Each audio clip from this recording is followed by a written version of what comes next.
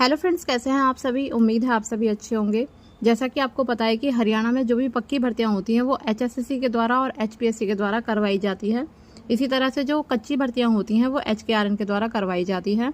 HKRN एक portal है जिसपे सरकारी और प्राइवेट दोनों ही तरह की भर्तियां करवाई जाती हैं।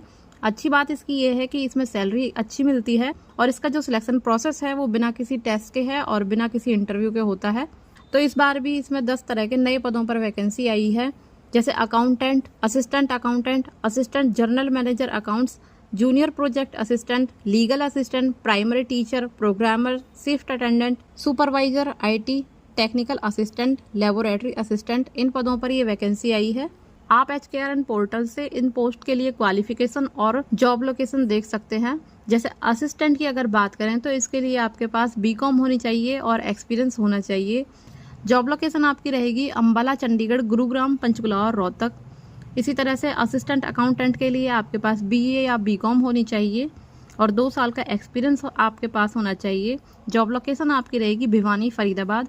इसी तरह से आप इन पोस्ट के लिए एजुकेशनल क्वालिफिकेशन देख सकते हैं। इसी तरह से PRT टीचर की अगर बात करें तो आपके पास 12th में 45% अंक होने चाहिए और आपके पास DLED होना चाहिए, डिप्लोमा इन एलिमेंट्री एजुकेशन आपके पास होना चाहिए। साथ ही आपका HET क्वालिफाई होना चाहिए और 10th क्लास में आपके पास हिंदी और संस्कृत में से एक सब्जेक्ट होना चाहिए।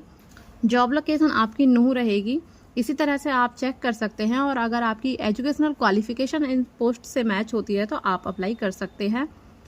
इनकी जो एप्लीकेशन है वो 22 जून से शुरू हो चुके हैं और 28 जून इनकी लास्ट डेट रहेगी। अगर आपने HKRN पोर्टल पर पहले ही रजिस्ट्रेशन किया हुआ है तो आपको फिर से रजिस्ट्रेशन करने की ज़रूरत नहीं है।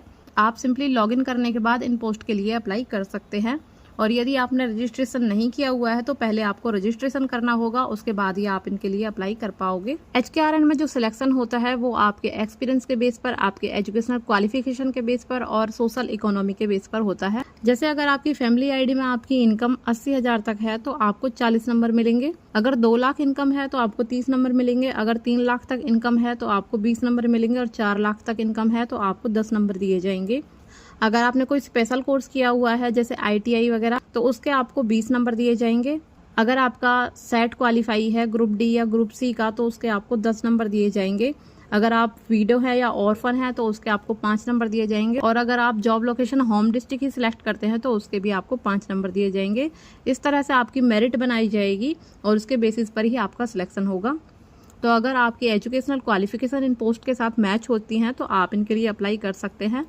जानकारी अगर आपको हेल्पफुल लगी है तो प्लीज़ वीडियो को लाइक कीजिएगा और चैनल को सब्सक्राइब कीजिएगा। Thank you.